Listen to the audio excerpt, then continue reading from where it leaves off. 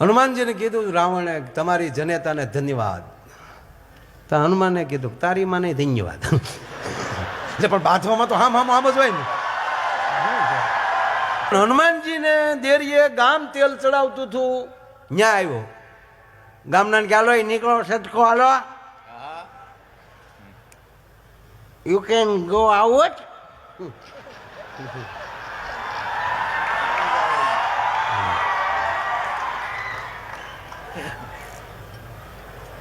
અને એક તમને કહું સાહેબ, આ દેશ છે ને એક ધર્મનો દેશ નથી, સનાતન ધર્મ સાથે જોડાઈને ચાલનારો આ દેશ. અને આ દેશમાં જ્યાં સુધી બધાની એકતા નહીં આવે ત્યાં સુધી સારે જહાં પે અચ્છા હિન્દુસ્તાન હમારા નહીં કહી શકાય. આ મહારાણા પ્રતાપનું અકબરનું યુદ્ધ છે કોઈ કોમ વાત નહોતો ગોવિંદ કાકા. હંમેશા યુદ્ધ છે એ ધર્મ ને અધર્મના જ હતા. જો મહારાણા પ્રતાપનું યુદ્ધ જ્ઞાતિવાદનું હોત તો મહારાણા પ્રતાપનો સેનાપતિ હાકિમ ખાન નો હોત. અનરું સત્ય છે.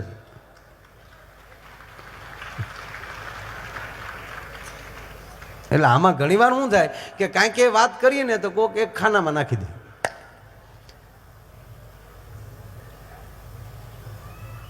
એટલે આ ફૂલ પી ગયો,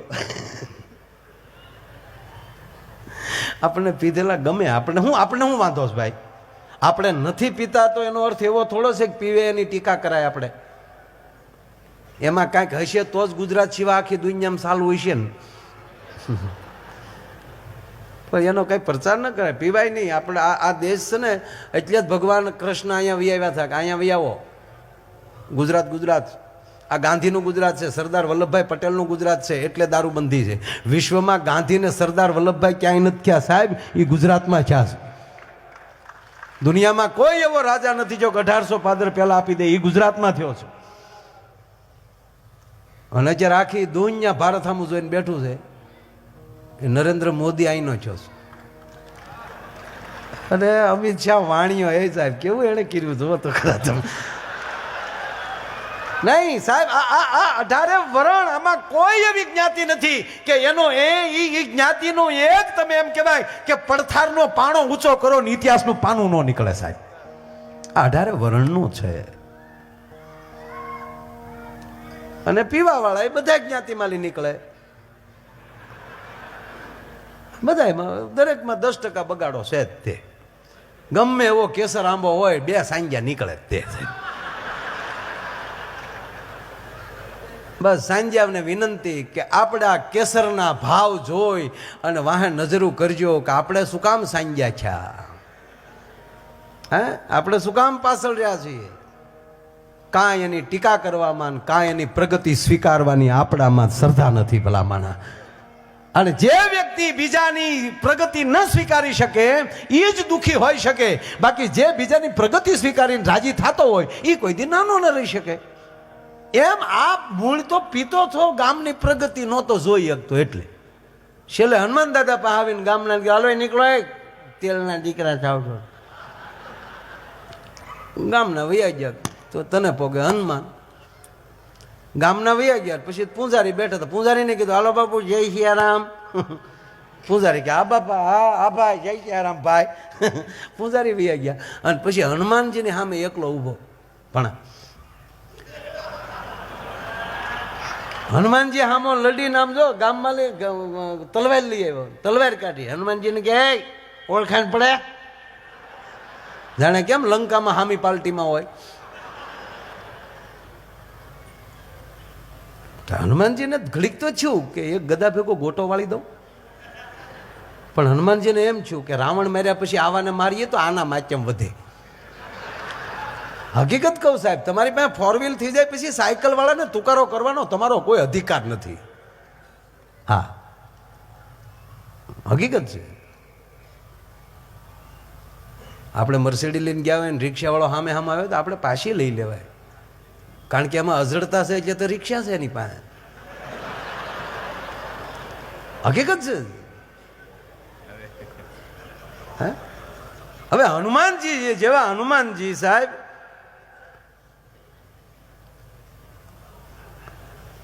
ભગવાન રામને રાવણ મારવામાં દાદા ગોવિંદ કાકા પરસ્યો વળી ગયો. જેટલા માથા કાપે નવું ઉગે, જેટલા માથા કાપે ને ફૂડ સુધી નવું આવે. ભગવાન રામને પરસ્યો વળી ગયો. અને હનુમાનજી છે ને રામને દુઃખી ન જોઈએ. કે તમારા સ્ટાફમાં તમારા એવા ઘણા હનુમાન હશે કે તમારી રેખા બદલી હોય ને તો એ દુઃખી થવા મળે. કાકાને થયું શું સાહેબ, કેમ શું તકલીફ છે? હે, આ તમારા હાસા હિતે શું? રામને પરસ્યો વળ્યો ને, આ રામાયણમાં નથી, પાછો ગોતતા નહીં. હા, પછી ક્યાંય બધું રામાયણમાં ન હોય. કારણ કે અમારું ક્યાંક સાંભળવું તો જોવે કે નહીં તમારે. હા, ગાડલા આવે છે એનો અર્થ છે હજી મહેમાન આવે છે. કાંઈ વાંધો નહીં, અમારે ભાઈને રજૂ કરવા છે. કારણ કે અમે કેટલા વાગે આપણે 9:30 પોણા 10 ચાલુ છું. કામ 9 વાગે ચાલુ કરી નાખ્યું કાકા. હા, ટૂંકો દાખલો દઉં.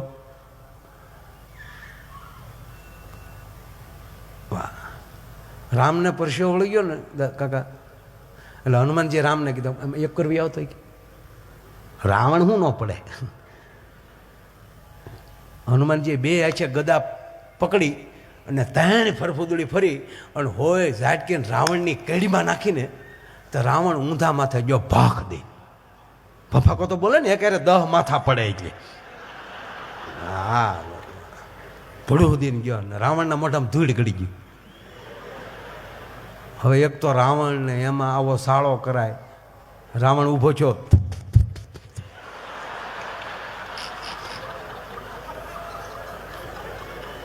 તપેલ ત્રાંબા જેવી આખું થઈ ગઈ, 20 નેત્ર. અને ત્રાડો કોણે ઘા કર્યો? કોણે ઘા કર્યો? આખી સેના હજળ. રામે હળુક દિન હનુમાનને કોણી મારી. આનો નો સાળો કરાય તું.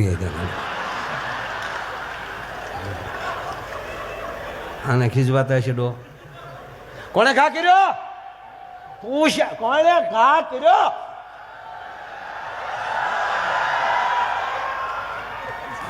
પછી લક્ષ્મણે હનુમાનને ધક્કો માર્યો. માર થાય ને કે તું ખોટો કોકને કાંઈક હેરાન કરાય.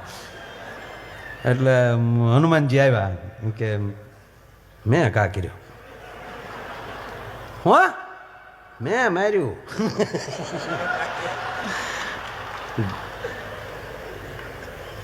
કારણ કે જે આછે જમાડ્યો હોય એ આછે મારવો પડે, એ તો નોખું પડે ને. ત્યાં માર્યો, આખા ત્યાં કર્યો. હા,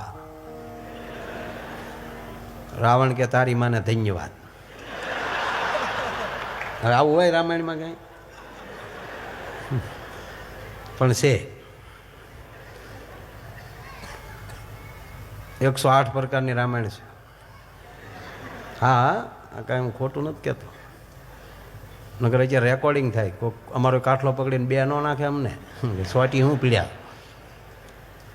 હનુમાનજીને કીધું રાવણે તમારી જનેતાને ધન્યવાદ. તો હનુમાને કીધું તારી માને ધન્યવાદ. એટલે પણ બાથવામાં તો આમ જ હોય ને.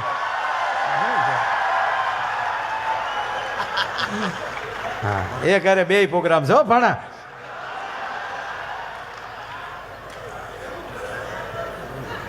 મજા આવે ને તમને બસ. હવે સાંભળજો. એટલે હનુમાનજી કીધું મારી માને ધન્યવાદ હે ને. તે રાવણે કીધું તો મારી માને ધન્યવાદ હે ને. હનુમાન કે તમે પેલા કીધું તારી માને ધન્યવાદ, એટલે મેં તમને સામું કીધું. ત્યારે રાવણ બોલે છે કે હે હનુમંત, તમારી માને ધન્યવાદ એ માટે આપું કે હું રાવણ શિવનો એકલોતો શિષ્ય અને ભગવાન મહાદેવની જ્યારે સ્તુતિ કરું તો નમામિ સમીશાન નિર્વાણ રૂપમ ભગવાન શિવનું જેથી આવાહન કરતો એટલું નહીં, જેથી શિવનું સ્તોત્રનું ગાન કરતો હોવ અને મહાદેવ જેથી પ્રસન્ન ન થાય. યા તે રુદ્ર શિવા તનુર ઘોરા પાપ કાસી નિત્યાન સન્વા સંતમય આગરી સંતા વિશાખ સિંહ હર હર મહાદેવ હર હર હર મહાદેવ હર હર હર મહાદેવ હર. એ ભગવાન શિવના તપમાં બેહી જાઓ અને મહાદેવ મારી હામું ન જોવે અને તેથી મારા આતરડા કાઢી એનું વાદ્ય બનાવી અને રાવણ રચિત મારું પોતાનું રચિત એમ કહેવાય શિવ તાંડવ ગાતો હોવ અને સતા શિવ મારી હામું ન જોવે અને પછી ઈ શિવને મારી 20 હાથથી મારી 20 ભુજાઓની 100 આંગળીઓ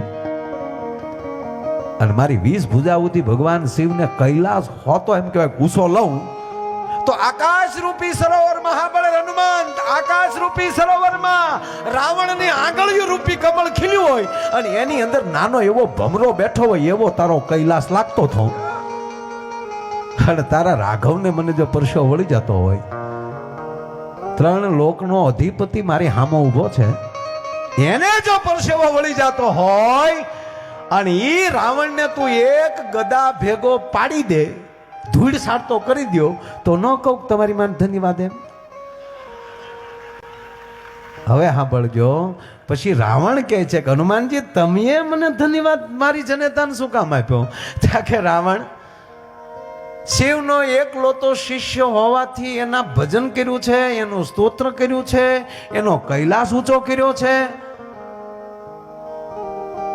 અને તારી હામો શિવનો 11મો રુદ્ર ઉભો છે તારા ગુરુને ન ઓળખી શક્યો તારી હામો કોણ ઉભો છે હાથ વજ્ર વર ધજા બિરાજે કંધે મોજનો ઈ સાજે એ રાવણ આખી કોઈ પ્રસંગમાં મેં ગદા લીધી નથી અને મારો ગદાનો પ્રહાર આ પૃથ્વી ન ખમી શકે અને ઈ જો ગદા હું પૃથ્વીમાં મારું તો ગાંડો થેલો હાથી પાકલ સીભડા માથે પગ દઈ દે અને જેમ સીભડાની પરિસ્થિતિ થઈ જાય એમ પૃથ્વીની પરિસ્થિતિ કરી નાખું ચૂર ચૂર ચૂર થઈ જાય આખી પૃથ્વી એને બદલે તું એક ગદા ભેગો એટલા જોરથી મેં તને ગદા મારી નો છું તને ટસક ગયું નહીં તને મારા ગદાના પ્રહારથી તો તું તો પૃથ્વીની હોહરવો નીકળી જાવ છો એને બદલે ખાલી ઊંએ ન કર્યું અને ખાલી પડી ગયો ને જીવી ગયો ને એટલે કહું છું કે વાહ રાવણ તારી જનેતાને ધન્યવાદ કારણ કે જય હનુમાન જ્ઞાન ગુણ સાગર જય કપીશ તિહુ લોક ઉજાગર એ રામ દૂત યતુલિત બલ દામા અંજની પુત્ર પવન સુત નામા એ મહાવીર વિક્રમ બજરંગી કુમતિ નિવાર સુમતિ કે સંગી एक अंजन भरण विराज स्मेटा कानन कुंडल कुंजित के कानन कुंडल कुंजित के कानन कुंडल कुंजित के श्याम